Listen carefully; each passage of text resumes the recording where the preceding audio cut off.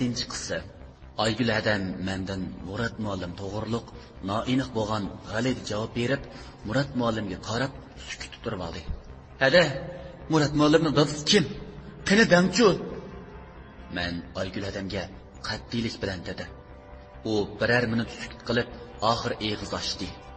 Muratning dadisi yaxshi odam emas. U dadamning butun igligini vayron qilib yo'qib ketgan. Niyoz bolam. Tushlarimda boshqasining tili yo'q. Bir yigani ko'z menga tahdid soladi. U ko'z dal Muratning dadisi Yusufning ko'zi. Men o'sh bo'ldim. Hammaga o'sh bo'ldim.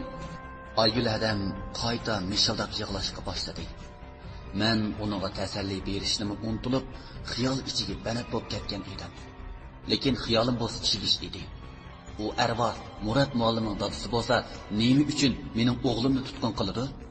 Har qancha bo'lsa-mu, men akam va ustoz bilib Murat muallimning oldin xabar elib kelgach shunday qildi desak, oldi bilan men tutqun qilsa yoki tamoman olli burundan qo'sas bo'ladi-ku.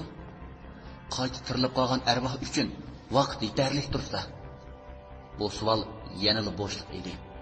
Biroz endi u Yusuf degan odamning qanday odam ekanligini aniqlash kerak. Men Aygül adamdan Yusuf to'g'riliq so'radim.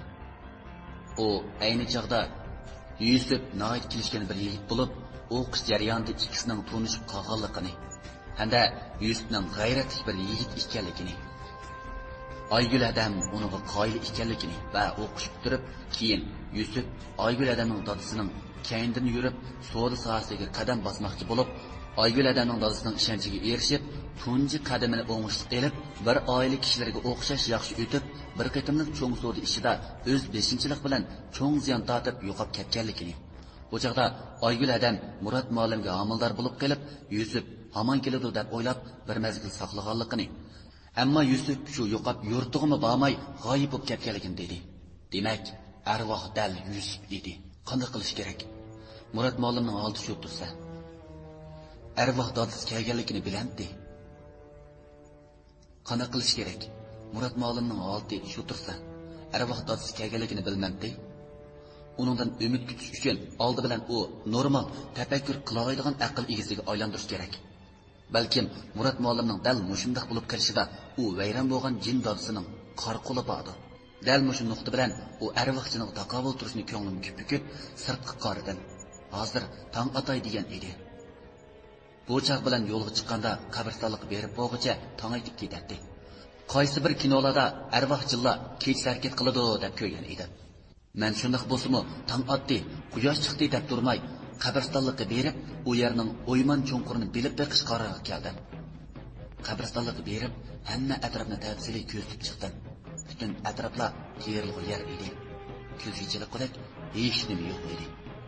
Qanchalik turgan bilmayman. Gavdam quyosh nurida qizib, qo'rsqim ichib, mag'durim xilini xo'rab ketgan bo'lsa kerak. Qo'l soyimga qarsam, shushtamoq vaqti bo'lib qopti. Mayli qanday jin arvoh olvasda bo'lsin, mag'dur bo'lsa tankagili bo'ldi. Shunga tomoq yeb bo'lib, yana qabristonlikka kelib, kashf bo'lishni kutib o'ltirdim. O'g'lim sog'-salomat bo'lsa, men shuni rozi edim. Bu bir kunning kashf bo'lmag'i bahmi tas bo'ldi. Xiyolim, jinim, hatto borlig'im o'g'limda edi. Ishimda bo'lsa, yiliq arvoh paydo bo'lmay qolarmi degan andishlami bor edi. Pat-pat quyoshga qarab qo'yardim. Heliqi bilinar-bilinmas zumchak-zumchak qabr iznosiga ansizlik va qo'rqinish ichida ko'zimni uzmay qaraydim. Kashmi bo'ldi. Atrofda ishlarning hovushlari va allaqandaqdir ovozlar anglanib turardi. Bu chaq bu qorong'uda bu qabristonlikqa hech kim kelmaydigani aniq edi. Bara-bara ishlarning tovushlarini to'xtab, allaqandaqdir ovozlar jimjit bo'lib qolgan edi. Odamni surbasib turgan jimjitlik tinimni shurkandirdi.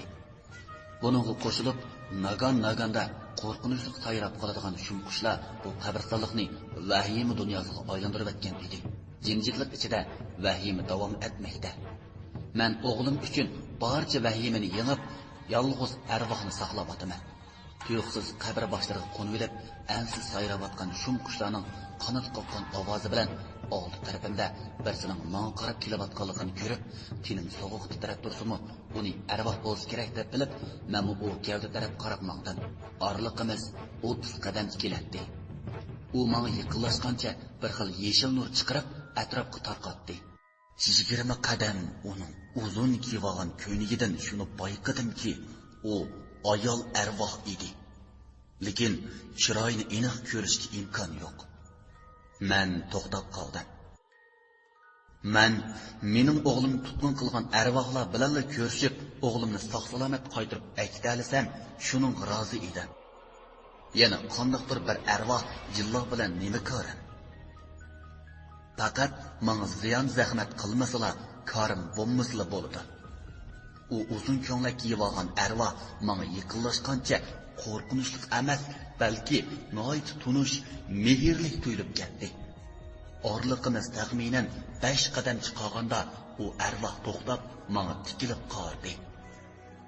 Men shuni ko'rdimki, u dal meni beqib cho'ng qilgan jafokash, mehribon onamning ruhi ekan. "Opa, siz bu sizmi, opa?" Men ko'z oldimda turgan tugab ketganiga 6 yil bo'lgan opamning ruhini ko'rib yig'lab ketdim. Hatto butun qo'rqinchlarim mehrlik beqish, sig'inish va mehrga talpinishga almashdi. "Opa, meni kechiring. Sizni tinch yotqilim qo'ymadim. Navrangizni xuddi siz meni boqqandek boqqanmidim." Men yig'lab turib, opamga o'zimni otdim. U mening beshimni silab, illiq mehr ichiga boshlab kirdi. "Bolam, sen xato qilmading," dedi opammo xuddi arvohdek qo'rqinchli ovozda. Lekin menda hech qanday qo'rqinchli tuyg'u paydo bo'lmadi. "Sen yaxshi yashasangmi, seni ko'rolmaydiganlar omon chiqdi. Mayli sening dunyoring va yoki mening ruhiy dunyorim bo'lsin, faqat yaxshilikni unutib qolmaymag'in," dedi opam davomli beshimni silab turib. "O'g'limni sog'-salomat qaytarib aytgasdan deyman, opa. Keliningizmi mendan ayrilib kelmasga ketdi. O'g'lim mening xo'shallig'im, opa." Men bo'diqlab yig'lab ketdim. Opam bo'lsa qo'llarida yeshimni surtib, davomli menga madad bermoqda edi. "Ay qizim, meni olimdan yaxshi xabar elotdi. Sen yaxshilik bilan qadam ol. Hamma ish yaxshi bo'lib ketadi." Opamning yeshil nurlari bara-bara sustab ketyotdi. Men bo'lsam, opam bilan uzunroq paranglashib, uning illiq mehriga tashna edim. "Yo'q, opa, siz ketsangiz bo'lmaydi. Menga buning nima ekanligini deb bering." Men opamning suslab ketayotgan yeshil nurlarini ko'rib, oldirib uning oldiga o'tib, peshini suyib turib oldim.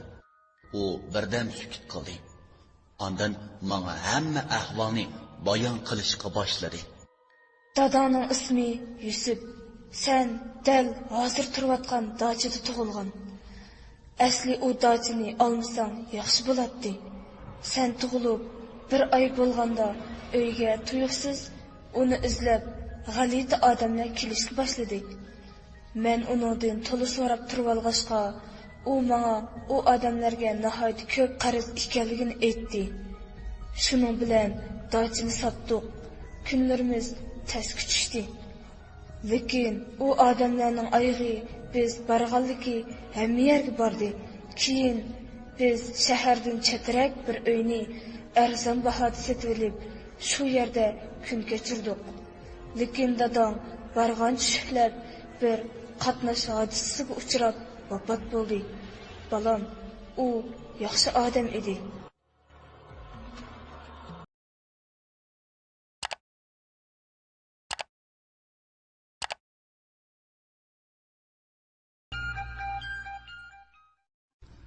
Sakkizinchi qism. "Nim dedingiz? Dadamning ismi Yusufmi?" Men hayron bo'lib so'rdim arvoh opamdan. "Ha, Yusuf. Dal o'g'limni shu elib ketdi. Lekin xotirjam bo'l. U seni sinayotdi. Men bishorat bergil keldim. O'g'lim, xo'sh, men qaytay. Endi qaytishim kerak." Arvoh opamning yeshil nurlari bara-bara suslab, qabristonliq qop-qorong'i bo'lib, modish jimjit bo'ldi. Men butun xiyolimni ishqa soldim. Yusuf, mening dadam.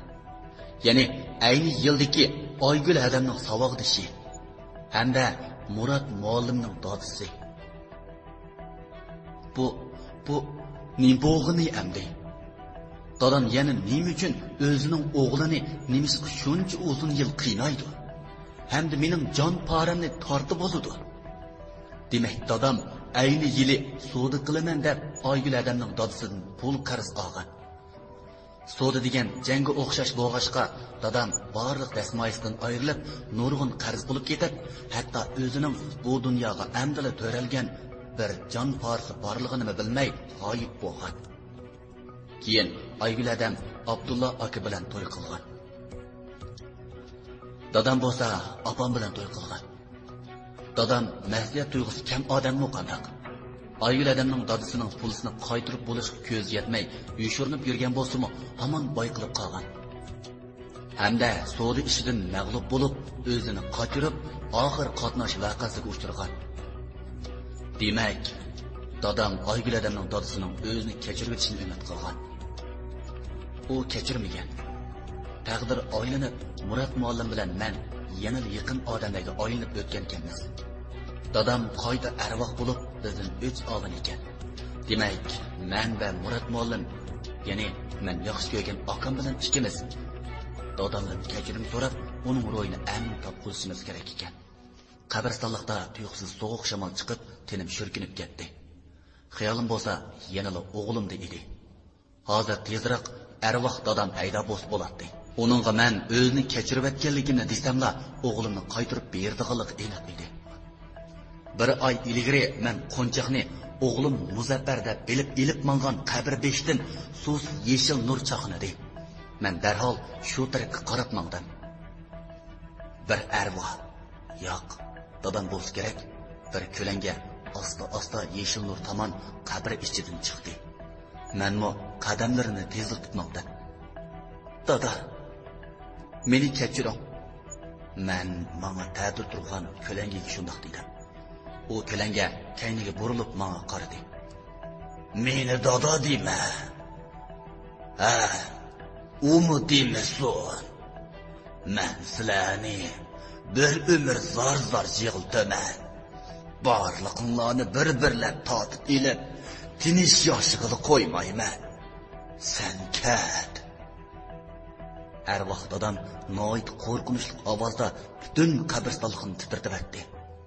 Uning bu gapidan meni kechirmaydiganligi aniq edi. Dunyodagi barliq dadalar o'z farzandining baxtini o'zining baxti deb biladi. Muzaffar sizning navringiz. Bilaman. U noit bexatar joyda. O'tgan ishlar tugidi.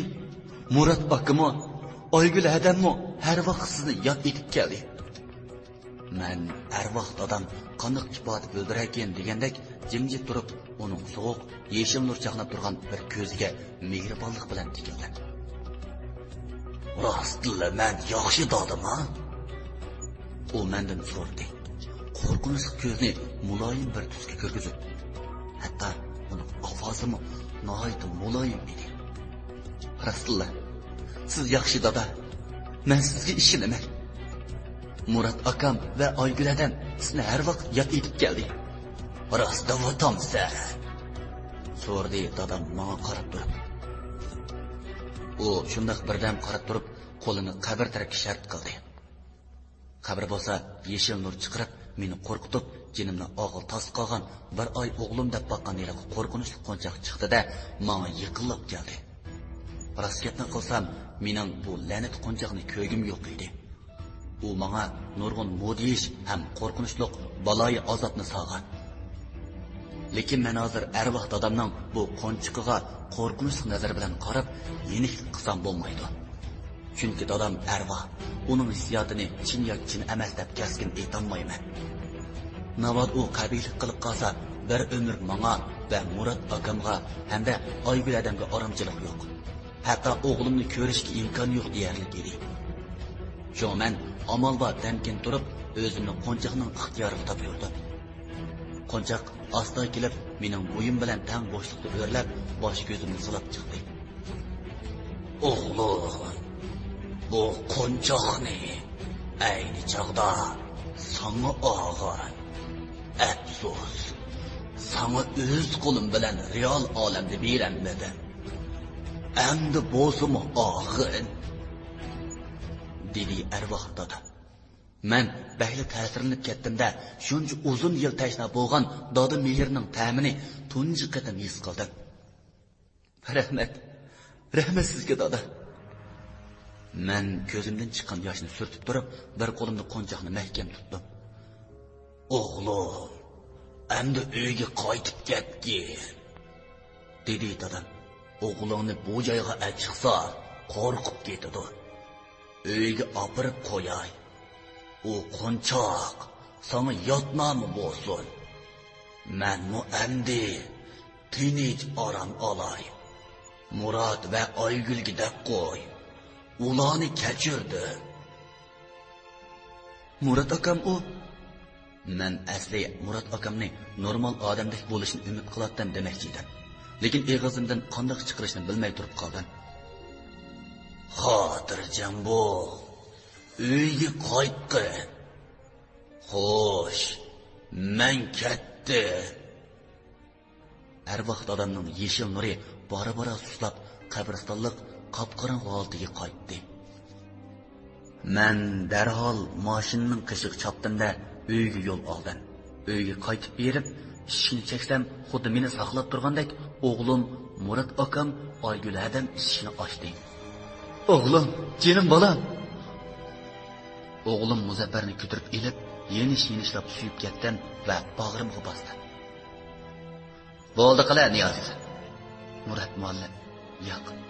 Murod akam xuddi saq odamlardek nazm turardi. Oygul adam bo'lsa, yo yig'lashni bilmay, yo kulishni bilmay, Murod bolasiga qarab turardi. Men ichimda bo'lsa, dadam va'dasiz turibdi deb bakil xushal bo'lib ketdim. Shuncha vaqtdan beri nerda turding bolam? Men o'g'limdan so'radim. Buvamning qishida turdim. U menga nurg'un yaxshi narsalarni berdi. Buvam bahli ko'p cho'chak biladi-ku. Ikkimiz sahrolarga bordik, shunda xushal bo'ldik. Lekin u meni akib qo'yganda endi kilanmayman deydi.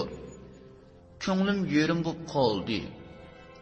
O'g'lim tatliq tillar bilan mush gaplarni deganda mashinadagi Qo'nchoq yodimga keldida, o'g'limni ko'tarib, u Qo'nchoqni elib qaytib kirib, o'g'limni hujra uyga akirib qo'yib, Oygul adam va Murod akamning qishig'i chiqdim. Murod akam ko'zimga bahli mehrli ko'rinib ketdi. Aka, Oygul ada, dedim men xo'shalolda. Aslida biz bir oila kishilar ekanmiz. U arvoh dal Murod akamning dadasi Yusuf va mening dadamning Yusuf ekan. U bizni sinab ketdi. Men kechirdim. Sizlarmi kechiringlar? Dedim men ikkisining qishig'iga kelib. Oygul adam cho'nqur xiyolga Murod akam gangirab qolgan edi. Shunda qilib Oygul adam bilan ikkimiz Murod akamga hamma ahvolni tafsiliy deb berdik. U dadamni kechirdi. Bir kecha uxlamagan biz bir oila kishilari burunqidek quyoshning parqirab chiqqanligini, qushlarning erkin sayrayotganligini va atganlik havoning noyat sapligi bilan kutib oldik. Ichimda bo'lsa to'xtamay, mening akam bor. Bo'ldi, mening akam bor. Ichimda bo'lsa to'xtamay, mening akam bor bo'ldi. Mening akam bor bo'ldi. Mening akam bor bo'ldi. Mushu gapni qayta takror deydi.